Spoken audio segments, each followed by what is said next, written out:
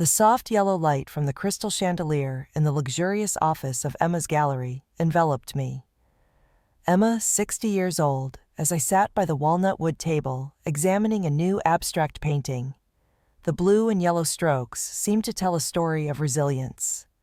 The Oregon town outside was immersed in silence, with only the sound of the autumn wind slipping through the slightly open window, carrying the scent of dry leaves.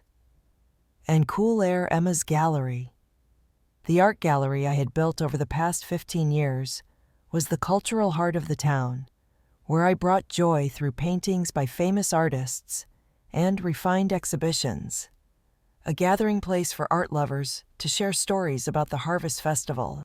I, who meticulously selected each artwork, each frame, had transformed the gallery into a dream come true, a place of healing through the admiring gazes of customers like Mrs. Larson or Mr. Thompson. Tonight, as I made notes about a new artist, my phone on the table buzzed the screen light, cutting through my thoughts like a cold gust of wind. I thought it was a message from the frame supplier, but when I opened it, Richard's name, my husband, appeared, and the words hit me like a sharp blade through my heart, causing my breath to stop. Emma, I can't take it anymore. Divorce now, the house is mine. Shut up and sign. The cruel, contemptuous words made it seem as though the 40 years of marriage, the 40 years I had sacrificed, were just garbage he wanted to throw away. Meanwhile, the chandelier light shone on the painting, the streaks of color reminding me of the days I once thought I was invincible. I gripped the phone tightly, my hand trembling, feeling as though the world had just collapsed, but I didn't cry. I didn't scream. I took a deep breath, the scent of polished wood pulling me back, and I typed my reply in a cold tone. Just 3 words: wait and see. I didn't know what I would do, but a fire had ignited in my heart, as if the yellow light not only illuminated the room, but also lit up my resolve. Richard, the man I once loved, the man I had painted the house with, planted roses in the garden with, now appeared as a stranger, cruel. I stood up and walked out to the small balcony, where the pale moonlight cast down on the quiet town, the autumn wind blowing through my hair, soothing the storm in my heart a little. I read the message again, the pain seeping in, but not unexpectedly, as if I had felt his distance for a long time. Just didn't expect him to be so cruel as to declare a divorce through a text and demand the house, the place where we raised our 2 children, the place where I held art meetings. I whispered to the wind, my voice firm, I won't let you take what I've built with sweat and heart. This town, with its cobblestone streets and wooden houses, was where I found joy after years of stressful accounting work. Emma's gallery was not just a job. It was my breath, the place where I helped people like Sarah, a single mother, find a smile through free art classes. I thought about Richard, about how we met 41 years ago at an exhibition in Portland when he complimented the painting I chose and invited me for coffee. But now this message made me doubt everything, as if each memory was a piece that could shatter. Had Richard truly betrayed me long ago, or was this just an impulsive moment? I turned back to the office, the light shining on the brass plaque that read, Emma's Gallery, hanging on the door, and I ran my hand over it, feeling the coolness as a reminder that I had built this dream from nothing. Richard may have thought I was weak, but he didn't know that I had stood up after my mother passed away, when I thought I would never smile again. I opened the laptop, saved Richard's message in a separate folder as the first step in my plan. The autumn wind blew stronger, bringing the scent of dry leaves and strength. Have you ever felt the world shatter in a single moment, when the closest person turns their back? I've gone through that, but I know I will rise again stronger than ever. The signs of betrayal had crept in quietly for a long time, like the falling leaves before autumn, but I was too busy with Emma's Gallery to notice them, as if the chandelier light couldn't chase away the darkness that had quietly crept in. Richard started going on more business trips, frequently mentioning late meetings at the bank, but when I asked, he just shook his head, his voice hesitant. Emma? Don't worry, it's just work. I don't want you to be bothered with this stuff. Just focus on your gallery. It's much more important." Meanwhile, small signs began to appear like cracks in a perfect picture frame. His shirts carried a strange perfume, not the one I had given him for our anniversary. He started caring more about his appearance, buying expensive watches, something he had once mocked as frivolous when we were saving every penny. One time, I found a hotel receipt in his coat pocket from a city he had never mentioned, and when I asked, he laughed it off, his voice calm but cold. "Emma, it's just a mix-up from the secretary. Don't make a big deal out of it. I'm too tired with work to explain this nonsense." I wanted to trust him, but inside, a small voice warned me that I was being deceived, as if I were choosing a painting without knowing it was fake. I wasn't as naive as Richard thought. Before opening the gallery, I had been an accountant for 20 years, knowing how to read figures and spot abnormalities. 5 years ago, I quietly opened a personal real estate investment account, not because I suspected Richard, but because of a lesson from my mother. "Emma, always have your own corner of the sky." I bought several small plots of land in the outskirts of Oregon. Didn't tell anyone, not even him. And every month I transferred a little money from the gallery into it, like an invisible shield. I checked the joint bank account, and strange transactions jumped out at me like knives gouging into my trust. Large withdrawals, transfers to an unfamiliar name. And I recorded it carefully, day by day, amount by amount, like an accountant returning to instinct. Richard was not just distant.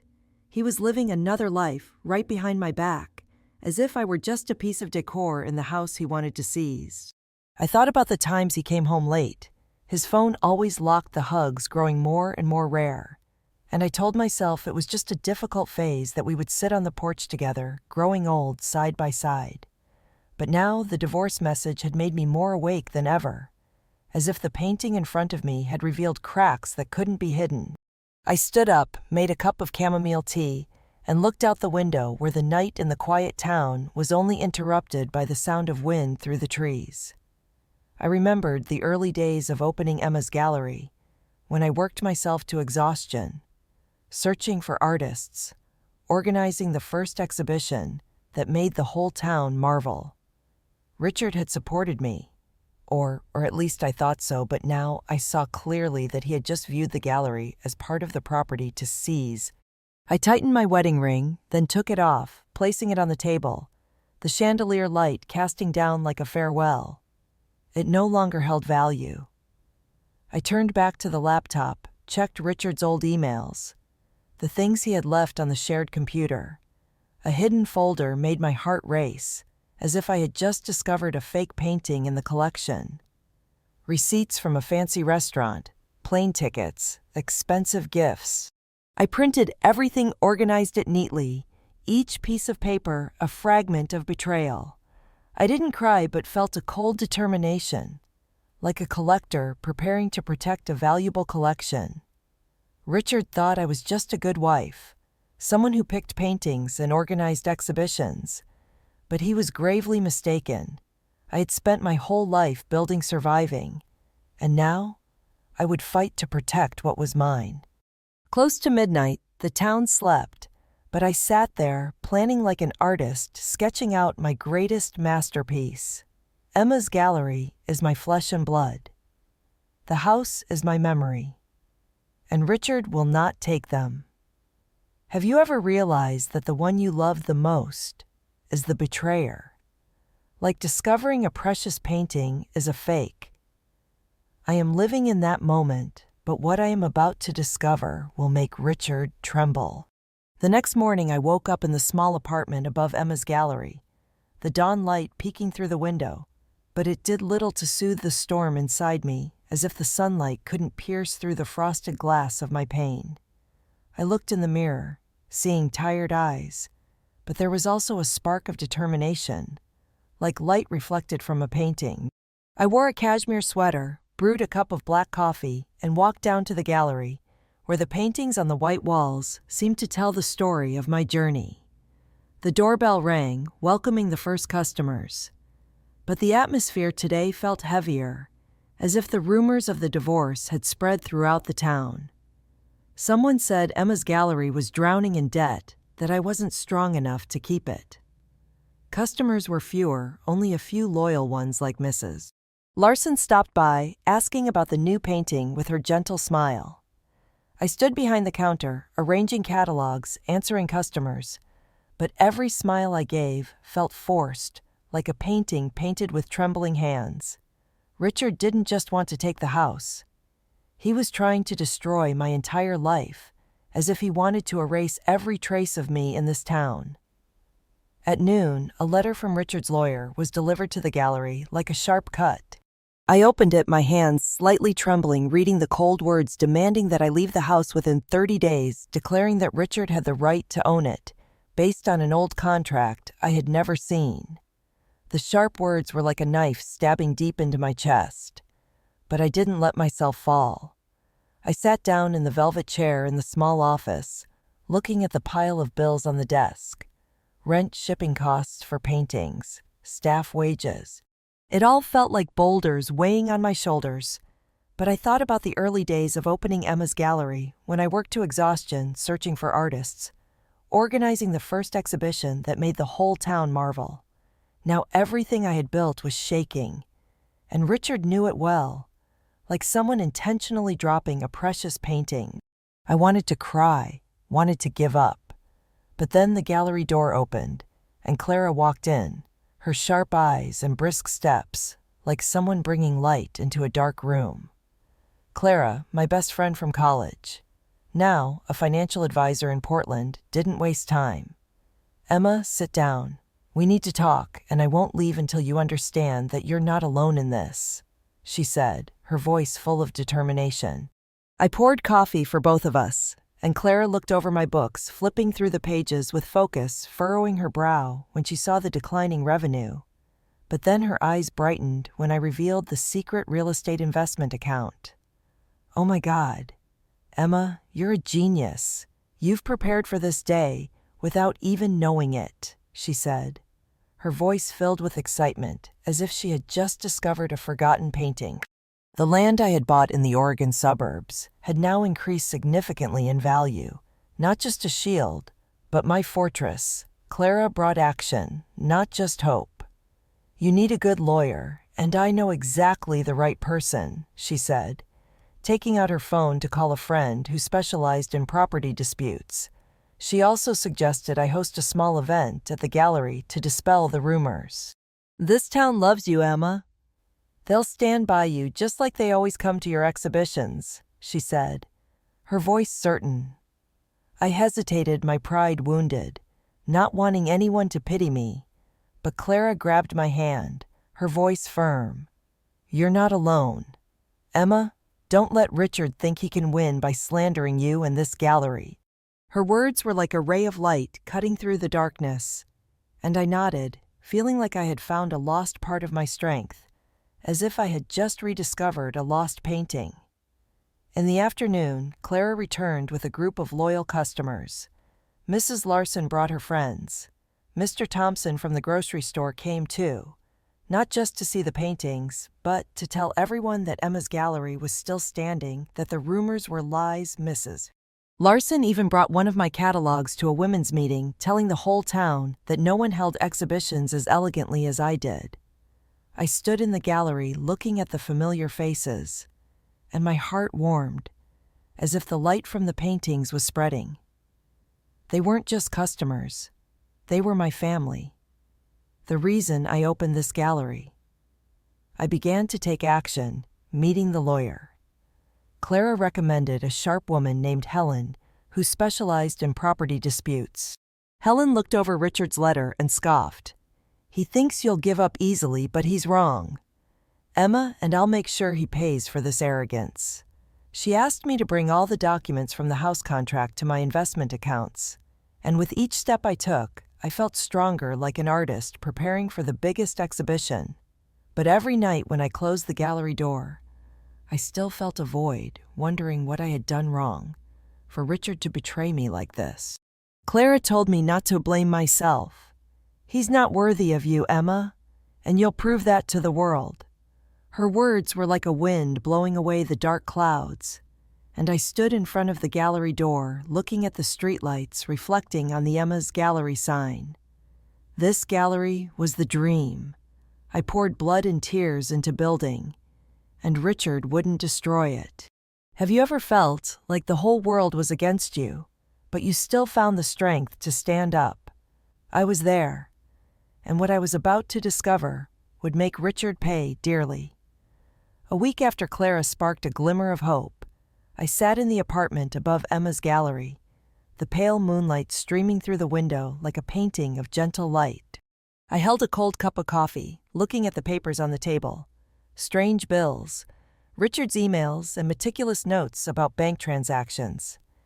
Each piece of paper like a fragment of betrayal, but I knew they didn't tell the whole story. Richard didn't just want the house. He was hiding something bigger, and I was determined to uncover it, as if I were analyzing a painting to find its hidden meaning. I wouldn't let him push me into darkness, and that thought burned inside me, driving me to dig deeper. That night, Clara called at midnight, her voice urgent. "Emma, you have to see this right now. I just found a clue that could change everything." She sent an email telling me to check Richard's old computer, the one he had left in the garage of the shared house. I had never thought of rummaging through it, but Clara insisted. "He's not as careful as you think, Emma, and what you find will make him shiver." I turned on the computer, the screen lighting up in the dark room, and after a few minutes of searching, I opened a hidden folder called Plan. My heart raced like when discovering a hidden work of art. What I saw made my blood run cold. Dozens of emails between Richard and a woman named Vivian, talking about selling our house, transferring money to an overseas account, and buying a luxury apartment in Seattle. One email made me gasp. Richard wrote, "Emma won't dare to resist. She only knows how to choose paintings and organize exhibitions. The house will be ours in a month." Every word felt like a hammer striking my chest, and I read it over and over, feeling like the painting of my life had been torn apart. Not just the divorce, not just taking the house. Richard had someone else, and they had been planning this for months. I opened an attachment, a forged contract claiming I agreed to transfer the property, my signature forged so skillfully it was terrifying. I sat there, my hands trembling, my breath heavy. The images of 40 years of marriage flashed before me. The mornings I made coffee for Richard. The nights I stayed up late preparing exhibitions. The times I sacrificed my dreams so he could advance. And now he called me someone who only picks paintings and organizes exhibitions. Rage boiled up inside me, but not blindly. It was cold and sharp, like a collector preparing to protect a valuable piece. I was no longer a victim. I was the one in control. I printed all the emails, every attachment, and arranged them in a thick file, each page like a bullet aimed at bringing Richard down. I called Clara, my voice calm but firm. "You were right. He has another woman, and he thinks I'll stay silent, but I'm going to show him that Emma's Gallery is not just about paintings, it's my strength." Clara wasn't surprised. "He's always been arrogant, but you have me. You have Helen in this town. Emma, we'll make him pay." She suggested we bring the evidence to Helen, our lawyer, and I agreed, but inside I wanted Richard to face the consequences before the whole town, before those who had once respected him. Emma's Gallery wasn't just a gallery. It was a symbol of my resilience, and I would use it to fight back. The next morning I went to Helen's office, bringing the file, and she looked through every page, her sharp eyes. "This isn't just a property dispute, Emma. This is fraud, and he could go to jail for this." Her words sent a shiver down my spine, but not from fear, rather because I felt a new power, as if I were holding a torch to illuminate Richard's darkness. Helen asked for more time to prepare, but warned, "He won't sit still when he knows you have this. Be careful, Emma." I nodded, but inside I was ready like an artist preparing for the defining exhibition. Richard thought I was weak, but he was about to see just how wrong he was. I returned to the gallery, the autumn sunlight streaming through the windows, lighting up the paintings. Customers began to return, thanks to Mrs. Larson and her friends, and I stood behind the counter, arranging catalogs. But my mind was elsewhere. I thought about Vivian, the woman in the email, who she was, and whether she knew about our family. I thought about Richard, about the fake smiles he used to give me, each memory a cut, but also a brick in the building of my resolve. That night, I stood before the gallery door, looking at the streetlights, reflecting on the quiet street. This town was my home, and I would protect it. Richard thought he could erase me, but he didn't know I had been preparing for a long time. Have you ever discovered a secret that turned your whole world upside down, like finding a fake painting in a valuable collection? I just found it, and what I'm about to do will make Richard never forget. The town holds its annual community meeting in the large hall at the end of the month, and I know this is my opportunity, like a fateful exhibition, to reveal the truth. I stand in front of the mirror in the apartment above Emma's gallery, wearing the sapphire blue dress I wore at the gallery's opening, hugging me like a reminder that I am still Emma, the woman who built a dream from scratch. I take a deep breath, looking into my eyes in the mirror, no longer tired but burning bright like the light from a vibrant painting. Clara takes my hand before we leave, her voice firm. "You'll make it, Emma.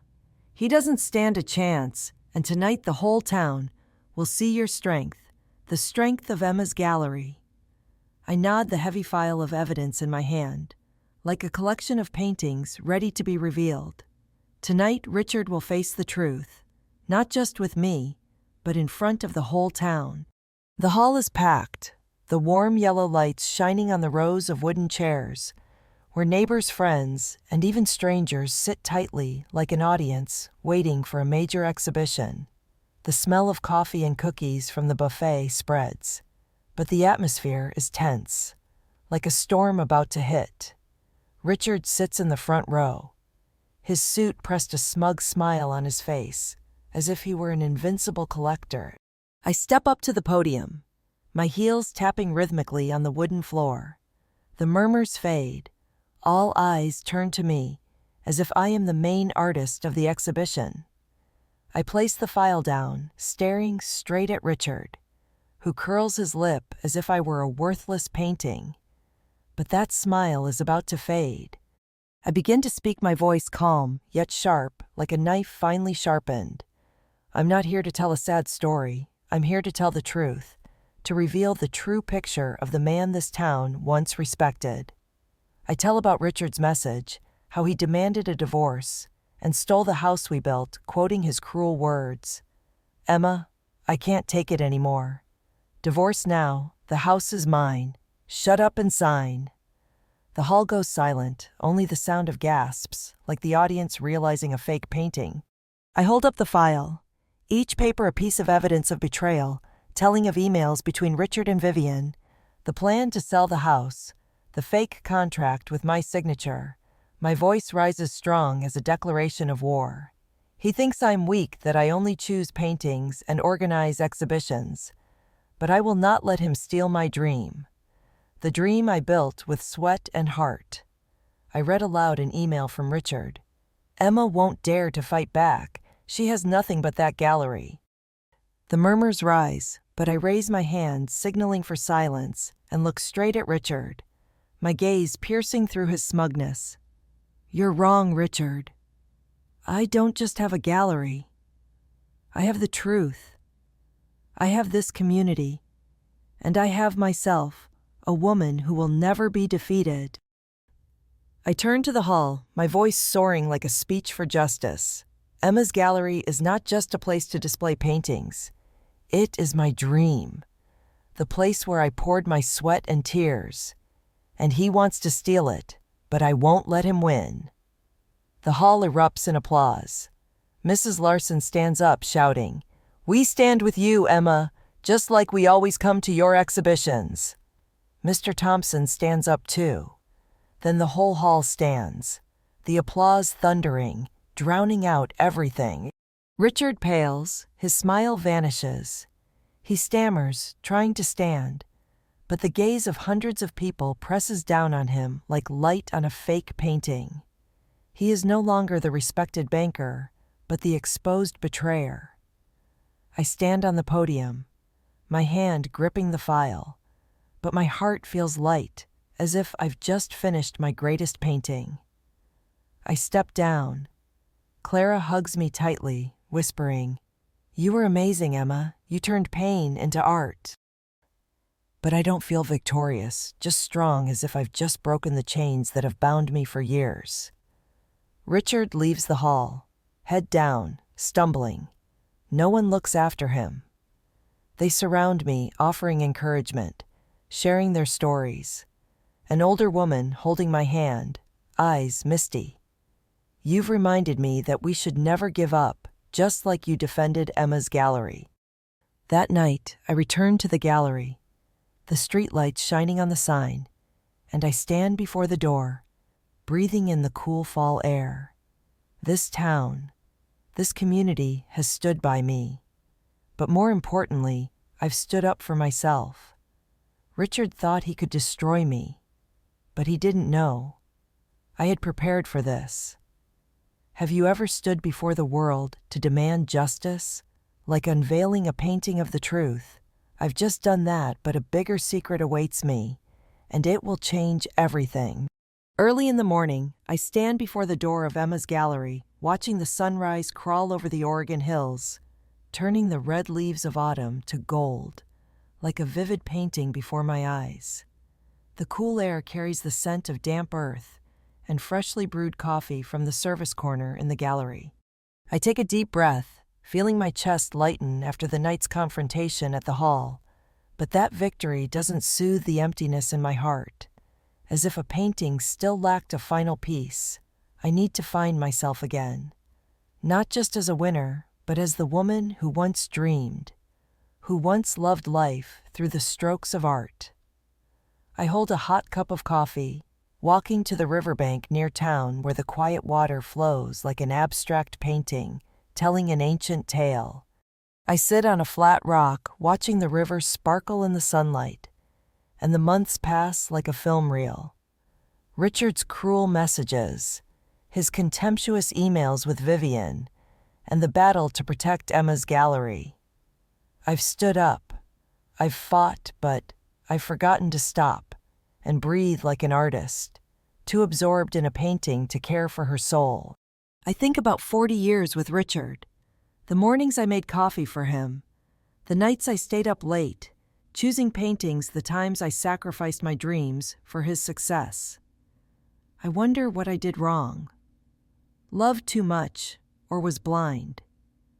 The river flows steadily unhurried, like reminding me that the answer doesn't lie in finding fault, but in letting go, like a painter putting down the brush to let the painting complete itself. I take a small notebook from my pocket, where I've written my emotions since moving into the apartment above the gallery. The scribbled words like sketches, pain, anger, but also moments of hope. I write about Mrs. Larson, how she brought my catalog to the women's group to protect the gallery's reputation about Clara. Her steadfast look when she said I was not alone about myself. The woman who opened Emma's gallery despite the world saying I was too old to start over. Those words are like a painting reflecting my true self, not a victim, but a strong woman, even though my heart was once broken. I close my eyes, letting the sound of the water fill my mind, remembering my mother, who taught me to see art as looking into the soul, who always said, "Emma, you are a flame that never goes out." I had forgotten those words. In the years of being a wife, a mother standing behind Richard, but now that flame is burning again. I don't need Richard to feel whole. I have the gallery, I have the community, and most importantly, I have myself. I open my eyes, looking at the river. It doesn't stop flowing even when rocks block its path. And neither will I. Richard may take the house, but he can't take my soul, just like he can't erase the colors on a painting. I returned to the gallery, deciding to do something small but meaningful.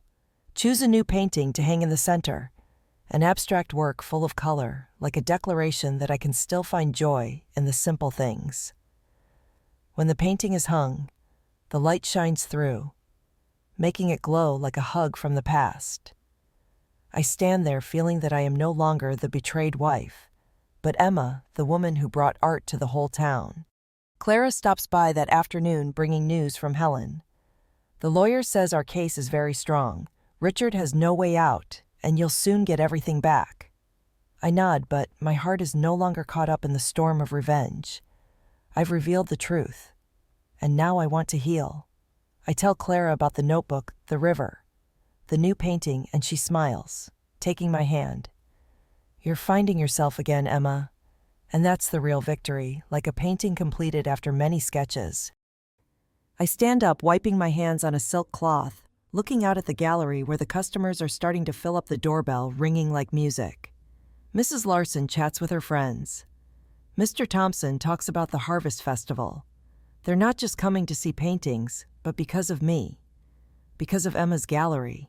Because of the story of a woman who would not be subdued. I've found the light in my soul, like the light shining on a precious painting.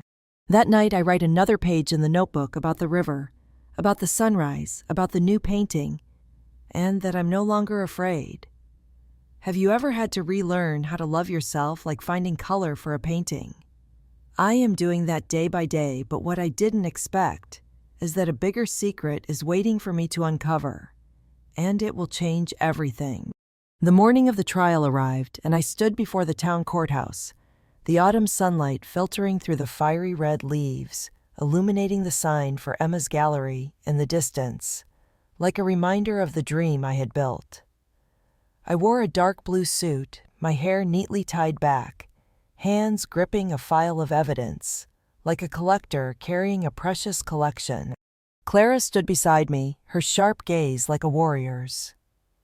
Today is your day, Emma, and I know you'll make him see that Emma's gallery is not just about paintings, but your power. I nodded, feeling the cold confidence running through my veins, like an artist preparing for a pivotal exhibition. Richard thought he could take the house, steal my life with a cruel message. But today he would see. I was not just the one who picked paintings and organized exhibitions. I would prove that I could not be defeated, and that thought echoed like a heartbeat guiding me into the courtroom. The air inside was tense, like a tautly stretched violin string. Richard sat across from me, his gray suit immaculate, but his eyes avoided mine like someone who knew their painting was about to be exposed as a forgery. Beside him was his lawyer, a middle-aged man with a self-satisfied smile, thinking they had the victory in the bag with the forged contract and lies. But they didn't know I had prepared more thoroughly, like a collector inspecting every detail of a piece.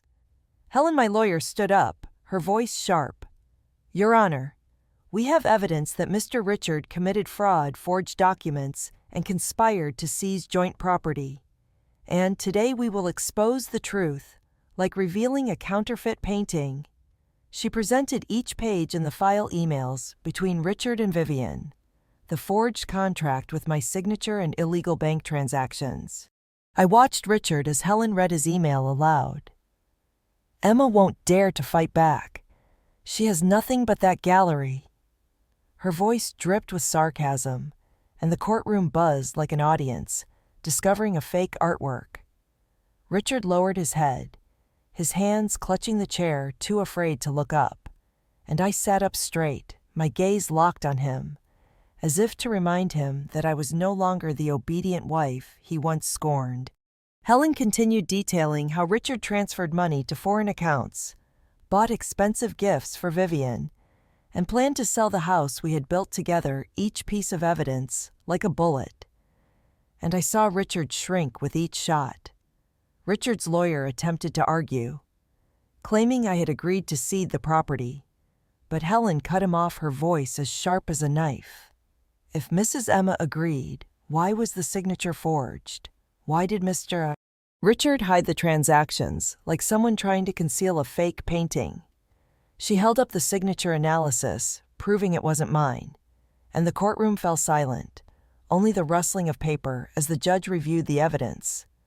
I looked at Richard, seeing beads of sweat on his forehead. He knew he had lost his lawyer's smug smile, faded into panic. I sat there calm, but inside a flame of victory was burning like light shining on a perfect painting. The judge, an older woman with a stern expression, spoke. Based on the evidence, the court finds Mr. Richard guilty of fraud and forgery. The house belongs to Mrs. Emma, and Mr. Richard will be held legally accountable for his actions. The gavel sounded like a final blow to Richard's scheme. I took a deep breath, feeling as if a heavy stone had been lifted from my chest, and Clara squeezed my hand, whispering, "You did it, Emma. You've painted the picture of justice." But I didn't smile, just stared at Richard, seeing him bowed his shoulders, trembling, unable to look anyone in the eye. As we left the courthouse, the autumn sunlight wrapped around me like a gentle hug. Clara and Helen walked beside me, chatting excitedly, but I remained silent, letting the feeling of victory sink in. I'd kept the house, the place that held the memories of me and the kids I had protected, Emma's gallery. The dream I had sweat and tears to build, but above all, I had proven Richard wrong for underestimating me. I thought about his cruel message. "Emma, I can't take it anymore. Divorce immediately. The house is mine. Shut up and sign." Now those words were just a scar reminding me that I was stronger than he ever thought. I returned to the gallery that afternoon and saw Mrs. Larson and Mr. Thompson hanging a small banner. "Congratulations." Emma customers flooded in, not just to see the paintings, but to hug me, telling me they were proud of me. I stood behind the counter, organizing the catalog, and for the first time in months, I smiled genuinely. I had taken my life back. That evening, I stood in front of the gallery, looking at the streetlights shining on the Emma's Gallery sign. This town, this community had stood by me, but the journey was far from over. Have you ever won a battle, but felt something bigger was waiting for you, like an unfinished painting? I was there, and what I was about to discover would change everything forever. After the trial, the town of Oregon seemed to brighten in the autumn sunlight, as if nature itself was celebrating my victory, and I stood in Emma's gallery, watching customers come and go, the doorbell ringing like a cheerful tune. The smell of freshly roasted coffee from the service corner filled the air. But what warmed my heart most were the smiles of the people. They weren't just coming to see the paintings, but to congratulate, to tell me that my story had inspired them. I had turned my pain into strength, and that phrase was now a part of me, like the colors on a painting that lasts forever. News of Richard's defeat spread like wildfire. He was no longer the respected bank manager. The people who once patted him on the back were now turning their backs. I heard he had moved to a small apartment in the suburbs, fired by the bank for the financial scandal involving illegal transactions, and Vivian, the woman from the email, also disappeared, leaving him alone. One morning, I happened to see him standing outside Mr. Thompson's convenience store. His coat wrinkled his eyes. Empty, he looked at me from afar, but didn't dare to approach. I didn't feel triumphant, just saw a man self-destructing with his arrogance, like a painting ruined by its own artist. His cruel message, "Emma, I can't take it anymore. Divorce immediately. The house is mine. Shut up and sign," was now just a curse, returning to haunt him. But I didn't let my mind get caught up in Richard anymore. I had won not only against him, but against my own fears. I started expanding Emma's gallery, adding a small exhibition corner for young artists, where customers could sit, enjoy coffee, and talk about art. I hired another employee, a young girl named Lily, who had once visited the gallery and said that my story had inspired her to pursue her dream of becoming a painter. I taught Lily how to organize exhibitions, watched her smile brightly as she hung her first painting, And each of those moments reminded me that I wasn't just building a gallery, but a legacy. I also became more involved in the community, organizing free art classes on weekends, inviting single mothers and young girls to come and learn. One afternoon, a woman named Sarah, who had attended the class, hugged me and cried, telling me that her husband had left her with 2 kids and a mountain of debt. Looking at you, I know I can stand up too. Just like how you protected Emma's gallery. Sarah's words were like a breath of fresh air blowing away the scars in my heart, and I realized that Emma's gallery wasn't just a place to display paintings, but a place of healing, not only for me, but for everyone who walked through that door. I still kept the habit of writing in my journal every night, jotting down my thoughts, my new dreams about the house where I returned to live after the trial, painting the living room walls again, planting more roses in the garden. As a way of declaring that this was my space, not Richard's, I wrote about Clara, how she always believed in me, even when I doubted myself, and about myself, the 60-year-old woman learning to love herself again. Those words were like a map leading me from pain to pride, like a painting gradually coming to life. One morning, I stood behind the counter organizing the catalog for Mrs. Larson, and she smiled.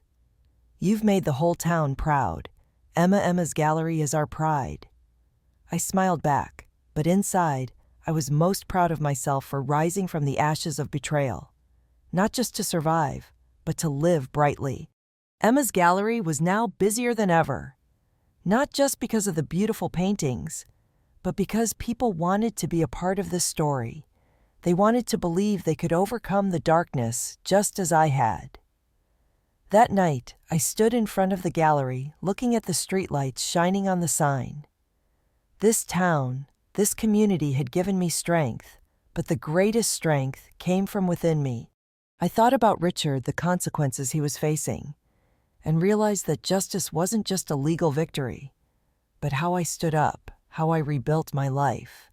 I had become the strongest version of myself, like a perfect painting after days of sketching. Have you ever realized that the greatest victory isn't defeating the enemy, but becoming the strongest version of yourself, like completing a work of art? I am living in that moment now, but a new, bigger opportunity is waiting for me, and it will change everything. The town's Harvest Festival took place on a bright weekend day, when the autumn sun shone through the fiery red tree canopies, turning Oregon into a vibrant orange-gold painting. And Emma's gallery was the centerpiece of the event, with an outdoor exhibition showcasing new works from oil paintings to modern sculptures. The sound of folk music filled the air.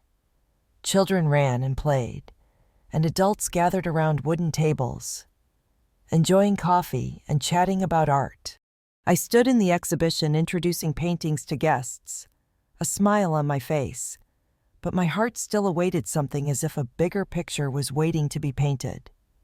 After the legal victory, I felt a greater opportunity was approaching, like a strong wind about to sweep through my life. I was ready to continue writing my story, and that phrase felt like a heartbeat, reminding me that I was ready for anything. At noon, Clara ran over her eyes, bright, as if she had just discovered a valuable piece of art. "Emma, you have to meet this person right now. This could be a turning point for you." She pulled me to a quiet corner where a middle-aged woman stood wearing a long gray coat, her smile friendly. Clara introduced her. "This is Margaret, a TV producer from Portland, and she wants to hear your story." I was stunned, still holding the painting catalog in my hand. Margaret shook my hand, her voice warm but professional. "I heard your story from a friend at the Women's Club, Emma. You are an inspiration, and I want to bring your story to a national TV program about women who overcome adversity to create extraordinary things." I stood frozen, my breath seeming to stop. A TV program, me, Emma, who once thought of myself as just a housewife with a talent for selecting paintings, now invited to a national broadcast. Margaret continued, her voice persuasive. "You fought through betrayal, kept your home, and turned Emma's gallery into a symbol of resilience. Your story will inspire millions, like a painting telling the story of inner strength. I looked at Clara, saw her nodding excitedly, and I took a deep breath, smiling. I agree, but with one condition: I want the program to be filmed at Emma's gallery, so the world can see how this town has stood behind me, just like they come to my exhibitions. Margaret nodded immediately, her eyes sparkling with respect, like a collector appreciating a unique piece of art. I turned back to the exhibition, my mind spinning with this opportunity. But a bigger surprise was waiting. That afternoon, Helen appeared with a thick envelope. "Emma, I found this when going through Richard's files, and it will surprise you." I opened the envelope. My heart pounding inside was paperwork about a secret overseas account, in Richard's name, containing hundreds of thousands of dollars from illegal transactions. Helen smirked. "He thought he could hide it, but we found it. This account will be seized, and a large portion will be given to you as compensation for what you've endured." I sat down on a wooden chair, my hands shaking as I held the papers. That money wasn't just compensation. It was justice, an unexpected gift Richard had left behind, like a forgotten, precious painting. I thought about his cruel message. "Emma, I can't take it anymore.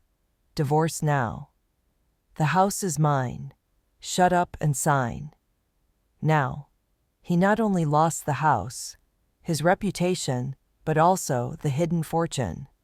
I looked at Helen, my voice calm but sharp. "Make sure he knows that his arrogance led to this, like an artist destroying his own masterpiece." Helen nodded her eyes silently, telling me that she was proud of me.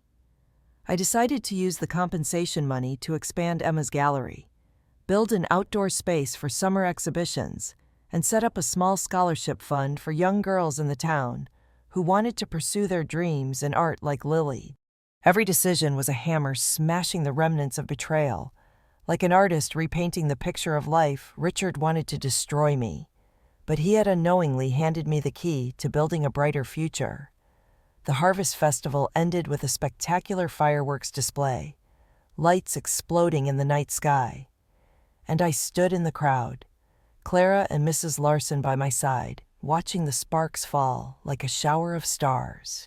This town, this gallery had given me the strength to rise, and the unexpected gift from Richard's money and the TV opportunity were proof that sometimes the universe rewards those who don't give up. I had turned his failure into my victory, like a completed painting made from broken pieces. Have you ever received an unexpected gift that made your enemy regret it, like finding a precious artwork in a pile of ashes? I just got it, but what I'm about to do will make the whole world remember my name. A year after the trial, I stood in the new International Gallery in Portland, where crystal chandeliers illuminated paintings and sculptures by world-renowned artists, like a giant painting telling the story of resilience and art. Emma's International Gallery, built from Richard's compensation money, and my vision was the new cultural hub attracting elites from all over, from New York collectors to Paris artists. Classical music played guests in elegant attire, conversed over glasses of wine, and I, in a black silk dress, stood in the middle of the space, feeling a deep sense of pride. This gallery was not only my dream, but the fire I passed on to the world, to those who had believed in me. I had built a legacy from the ashes, and that phrase was now a song echoing in every beat of my life. The opening exhibition tonight was a grand event, with reporters, art critics, and even Margaret, who had brought my story to national TV a few months ago.